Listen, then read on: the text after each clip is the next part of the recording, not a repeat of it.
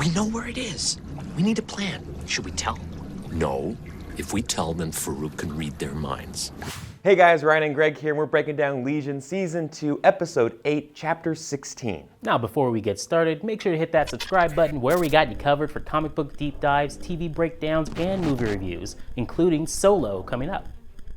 Okay, so right off the bat, apparently on this episode, we know where the body is, and Yes, we're on the hunt. Finally on the race to get the body. It took long enough, right? Yes. I love this comic book style Yes. montage they had, this hunt for the body. All the split screens, they used it during the Patanomy sequence, and then also in the desert with David and with Farouk. Really makes you feel like you're watching a comic book. Yeah. Like you're in the comic book. I love it, even the literal stuff between like Patanomy and Fukuyama and how it's just showing them connect. And I just love that little shot they have there. Oh, okay, you get it. There it is right there. Let's put it to you without any dialogue or any exposition. Loved it. And speaking of Patanomy, last episode, obviously he died, or we thought so, but his consciousness is in the computer tree mainframe. So we got to see a little bit of that in the beginning, which was pretty awesome. And the background of Admiral Fukuyama. Yes, when did you figure out that it was Admiral Fukuyama they were talking about?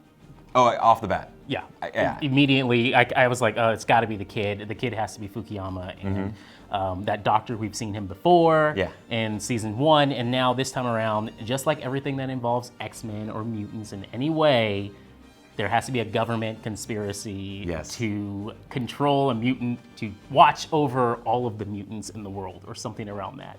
There are listeners, watchers, creatures from science fiction, telepaths who can read our minds, steal our secrets. We're vulnerable, you and I. So like a lot of mutants have that we've seen throughout the years, this healing power that is used now to either put something in them. I even saw it in X-Men Apocalypse. They used it at the very beginning. They found a mutant with healing powers to use, so it can dump Apocalypse in that body. Yeah. Same thing. Everyone keeps doing this. I love it though. Yeah, I thought it was really fun. A really awesome ode to the X-Men comics. And getting a little background on Fukuyama now, you kind of understand like what he went through. The irony is that try not to get hacked and you're worried about the security concerns, but then he ultimately does get hacked by the monk. I mean, he was in the janitor's closet. It was pretty funny. The monk is just hanging out in the janitor's closet, like, part of the consciousness hooked up to the big machine. You're in here too.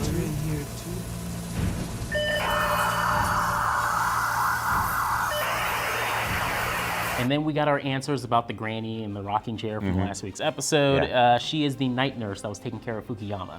Yeah, and she's reading The Phantom Toll Booth, a fun children's book that I'm sure some of you have read when you guys were children. Reading that to him while he is recovering from his surgery. By the way, it looked like a horrible, horrific surgery to go through. I wonder what Fukuyama is gonna think about humans after all this, everything that he's gone through. Yeah, seriously, poor guy, oh my God. Okay, let's go back a little bit to Fukuyama as a kid. Now, he was reading a book. That book is Freud's The Uncanny. Now, from Wiki, the uncanny is the psychological experience of something as strangely familiar rather than simply mysterious. And to go a little farther, it's also the field where we do not know how to distinguish between good and bad and everything in between that. Yeah, and this is a big theme of what Noah Hawley wanted to do Legion, the uncanny, the thought of something that's so familiar, but it's strange in a way that it's not quite normal, it's uncanny, it's not completely different, but it has a familiarity to it that makes it just so strange and as a different reality. So to have it here, the book, a nice little fun nod to tying the whole theme together.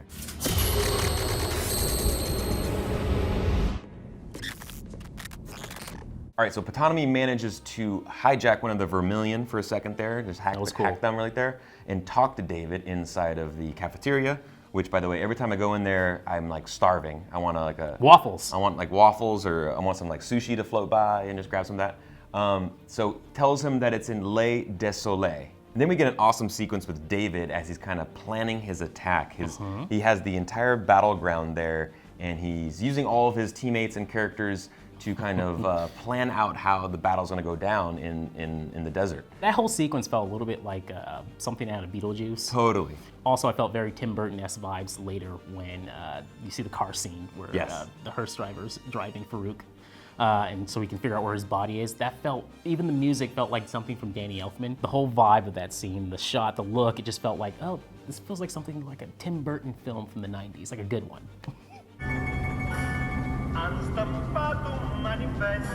When you dream, this is what you see. Beautiful. She was the hearse driver for his body after Professor X defeated him in the astral plane decades ago. The professor? It's not here. Le temps de me dire un secret. Now that's an obviously fun reference to Professor X. Yep.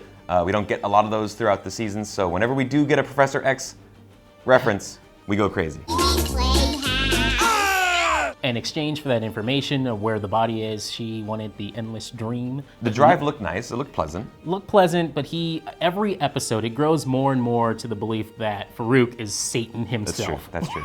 So I don't know where the hell he sent her, but at the same time, it looked peaceful, like he was just like, all right, here you go. You sent me the information, and I can't let anybody else find out, so you're gone now, so there you go. Now, one key here, let's not forget that future Sid is the one that told Farouk she, the hearse driver, Is still alive. is still alive and where to find her, and basically now he knows the information of where his body is. So future Sid, you know, now we know for sure that she is teaming up with him. Wait, but this could all be part of a bigger, long con, though. She could have told him this anyways, and all the events are still playing out like they should. They're all gonna meet at Farouk's body, David cracks his head, and then events afterwards have to diverge into something else. But everything's still going down the path it should be going down with future Sid and the past Sid and everything else going on. It's all still leading to one point. I'm totally lost. Then we get a moment between Clark and Sid, two characters we haven't really seen have a lot of conversations together. Nope. But it was kind of eye-opening because we haven't really seen Clark like this either. You know, they have a quote-unquote girl talk that he says, but it still kind of felt like an interrogation. I don't really trust his... I think they're trying to humanize Clark a little bit because he seems to be, obviously it literally put him on the board for the final confrontation with Farouk. So he has to be an important character here. And so it's just a way of letting us know that he's going to be around all the way to the season finale and he's important here for whatever reason. Yeah, and now the conversation they have is actually very important as well. You know, it's all about trusting David. She obviously loves him. She obviously misses the time they had at Clockworks where, you know, they were falling in love and she really trusted him, and they both basically ask, like, have you seen him lie? Have you ever heard a lie? Like, no, but we know that he does. He lies all the time. Again, you can't trust him. He's Legion, so he's got so many different personalities. He doesn't even know what's real still. You don't trust him? No. That's not... I love what we were. I'm just not sure we're that anymore. That's exactly right. And when you're dealing with a character like Legion, a mutant with all these powers, you need to make sure that you can trust that person. You know, you need to make sure that he knows right from wrong, real from not real, and he's not delusional. So Clark is scared, for a good reason, that if Sid, you know, pisses him off or breaks his heart, then all hell is going to break loose and the world will come to an end. So, you know. I think he's putting too much pressure on her, though. A lot of pressure. At the same time, come on, it's not, she doesn't have to deal with it this far. That's way too much pressure on her. Come on, guys. The world ends because you're mean to him. No, it's not, it won't be her fault at the end of the day. Yeah, that's a pretty dramatic way for him to just react to a heartbreak or a breakup with somebody. It just destroy the whole world. I mean, come on. And at the end of this conversation, she basically says that she's going to go find him. She's going to help him. And love will determine the outcome. You know, her fight for love will make sure they can save the universe. If love can be saved, Greg, the world will be saved. Sure. And back to Oliver and Farouk, we get a scene where he hits us with another Ginsberg quote. A poem. America, I've given you all, and now I have nothing. Now, this isn't the first time that he's quoted Ginsberg. He did it the very first time he met David, too. So that's kind of cool. And now there's a literal race in the desert. David is walking aimlessly to try to get to Farouk's body. And Oliver and Farouk have a car, they have a rickshaw. They're like a day and a half ahead of him. He's got a martini. Yeah, they're chilling. And the only way that David will get there before him is if he can figure out the secret. You have any idea what he was referring to? I don't know, but he can use some help from that whatever jet plane that Sid jumped out of, and they could just call that back up and figure out their way over there at the same time. This is, when she dropped in, I thought this is all a dream. Yeah. This is all a dream at this point, because they bring up the secret. He walks over to that little fountain. He can't get the water out. I'm thinking, okay, he's in a delusion of his own mind, and Sid's not actually there. But then quickly you realize, oh wait, no, that is Sid. This is actually happening, and she just jumped out of a damn jet plane. And I needed a second after that. That was awesome. Definitely got in a fight. You have a plan, okay, in the future. Help Farouk now so that he can help us later. But there's got to be another way. Ah! Like you said, Sid shows up, and they find themselves in a tent with skeletons. Yeah, and loop. There's a little bit of a loop going on. There's a loop going on, yeah. So is it future themselves? Did they die in there? If they don't get out of this, is that what's gonna happen? A maze. Remember, from the first episode, you're in a maze. So whatever's happening right now, it's part of a trap they got set up right now. Either it's Farouk or they're just trapped in this maze and they gotta solve the puzzle. That's it. Now let's talk about Melanie. Melanie Bird has not had enough time this season in Legion, so glad to see that she's back. So she was eavesdropping on Clark and Sid's conversation. It looked kind of suspicious at the time. Then we find out that it was extremely suspicious because she's on Oliver's side and the Shadow King's side, we think.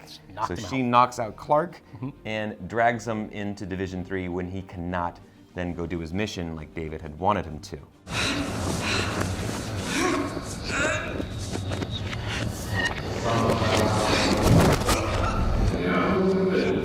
In a really cool reverse sequence, we see how she was given the commands from Oliver. And Oliver mentions that, that she's under his control. Do you think that she's good or bad? Boy, the Minotaur would tell you that she's probably not good. This might have something to do, at the end of the day, with Farouk, and he's got his little birds out there listening in on everything. She's ours. Mine. Want to hold out hope that this is part of Oliver's plan, his 1+1 plan. But Farouk seems to be, every episode, it's just more and more likely that he's really taking control of everything here. I hope I'm wrong and there's another big bad that we're not seeing yet. Yeah, it's funny you say that because I immediately, when I saw Oliver kind of commanding her, I thought about that 1+1 conversation that he had with Farouk. Yeah. And Farouk is basically entrusting Oliver, with reaching out to his wife, who he has a very special bond with, and using her to his benefit. And I felt something was fishy about that. I felt that Oliver knows something, and their bond is so strong that he's going to use that against the Shadow King in some form. And I keep going back to the same theme that David and Sid have, this, save love and we'll save the world. And I can't help but think that that is also true for Oliver and Melanie, ultimately. Oh yeah, they even have a little scene, remember a few episodes back, where he thinks about Melanie when they're talking about Farouk and the astral plane and what the main mission is and how he can't let go of these humans or this other entity when Farouk's trying to tell him, like, you're a god, you should be above this, and he's can't help but think about Melanie and love. I'm going after him. Because of what I just said? Because love is what we have to save if we're gonna save the world. One thing that stood out too that made me feel a little sad was Lenny and her struggles with figuring out what's real and what's not. And she tells David, like, is this all in Farouk's, am I still in Farouk's head? Is this just one big thing where he's gonna snap his fingers and I'm gonna get knocked out of it? I love that, but also it's heart-wrenching that she's stuck like this. She doesn't know what to believe. Yeah, when you think about it, like she, died in Clockworks, was sucked into his body, controlled by him for however long. Yeah. And then put into someone else's completely different body, and now she's back in captivity in Division 3. Poor thing has like no idea what's going on and didn't want to be a part of it. Nope. But she's going to be a big part of the next episode, and I have a feeling that we're going to get a cool backstory with her too. I sure hope so. Okay, let's jump into favorite moments now. Ryan, what do you got? Mine has to be Sid's superhero entrance. I know Deadpool makes fun of superhero entrances, but this was epic. This was better than any other superhero entrance I've ever seen. I mean, a fighter jet parachutes out, drops the helmet, perfect landing, then just beats the crap out of her boyfriend. It was awesome, but again, I was like, what's going on? Is this real? This can't be real. Did she just jump out of a plane? Dude, Sid's badass. Okay. My favorite moment has to be, again, every week we came back from commercial and the screen was white, and I immediately screamed, John Hamm, here we go. And that's what we got. The Allegory of the Cave by Plato. Imagine a cave where those inside never see the outside world.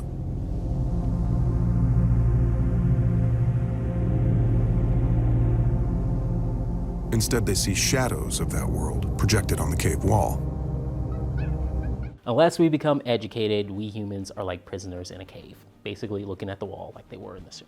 I get it. I just found it a bit too preachy. Like, I understand. I shouldn't be on my phone all day walking around like this and that. That's not that wasn't the point. The technology thing was just a way to show it to people. I guess that's what kind of irritated me a little bit, is like hitting the viewers over the head with that whole thing. X-Files did this for their season premiere. I think it was season 10, not 11, their final season. They did this whole preachy thing, and it was awful. It was like staring at the camera the whole time. It was bad. This was a lot better than that. And also at the same time, the overall message is just at the end of the day that your narcissism creates delusion. And parts of this I actually did find to tie in nicely with the overall show. The shadows in the cave, we're dealing with the Shadow King, and his control over them is determining what they think is real and what is fake, and causing people to go mad and crazy. I also think, it could be saying something about David and the voices that he hears. He's pulled in so many directions in his own mind that he doesn't know what is real or fake, or what is rooted in real reality. Sometimes he has a hard time listening to those that are real. He has a hard time listening to Sid, to Clark, to Potatomy, to Melanie. So I think it was a fun little tie-in overall with the show. Me too. All right, time now for some final thoughts, questions, theories. Most of the time, just a lot of questions we have. What do you have? Okay, this week, this has been growing now for weeks on weeks on weeks, and let's get this out here and our opinions on it. John Hamm is the narrator of Legion Season 2. That's it. I think that's it. There's no more there. He is not Professor X. No, he is not Professor X. First of all, both actors, Patrick Stewart and McAvoy, have both said that they would love to do this. I can't imagine they couldn't get any time with either one of them to come back. We're only asking for like one scene. Yeah, it's like a peek, just a peekaboo. Look, like, here, there he is. All right, that's all you need. Yeah. I can't imagine they couldn't do something with those two actors. To recast Professor X as the badass John Hamm, the amount of money that would cost is one thing, unless he's like, oh, sure, I'll do it, whatever. To see him roll up in some bad, like, bald cap and I'm your father, I would love it. I'd lose my mind. I just can't imagine something like this would be held secret. No, and I think a big part of the payoff is seeing one of those two actors on FX on this show. Like, I think that's part of the payoff, is like, holy crap, that's Professor X from the movies that we loved. So, yeah, I'm totally with you. He's narrating little excerpts, little vignettes as a part of the story to tie into the themes of this story. That's it. I hope we're wrong. I really do. And I hope at the very end, these narrations and the story we're watching combine, and he pulls out and he's like just talking to just a classroom about this whole thing. And then all of a sudden he just snaps his fingers and he's with the rest of the cast from Legion. I don't think that's gonna happen. I would love for that to happen. I just don't know if that's gonna be the case, guys. Okay, so in one point in the episode, Clark hears David tell him, find the clock of the long now. Yeah. Find the clock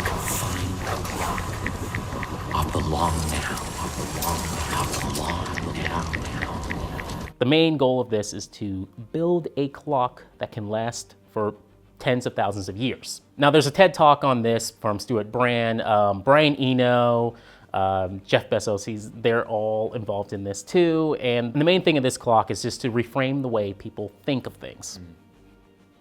So where the hell is this in Legion? Now, what does that have to do with Legion? We saw a quick shot in this montage where he snaps his fingers and in front of Clark and Carrie that showed a clock, or a little, like a tuning fork. Right, in the tower. I think that's the clock he's talking about. And I think when that tuning fork is struck, everything in the timeline is going to be different. I think that's my big theory here. Once that thing is struck, everything will be revealed. We'll know what's going on. Whose head are we in? Is this all David's delusion? I think we're going to get something pulled back at that point. So reality kind of settles and we figure out what is real and what is fake. Yes. And then one last thing on that. He put the vermilion and the tuning fork together next to the on the battlefield mansion. thing, on the map. Yeah. I'm assuming that vermilion's actually meant to be Potatomy. So I'm guessing Ptonomy is going to get involved here somehow with striking that thing if Clark can't get to it, if he's knocked unconscious by Melanie. So we'll see. Now, the episode ends with a shot of the Minotaur again, upside down, after Farouk had seemingly gotten to the maze where his body is.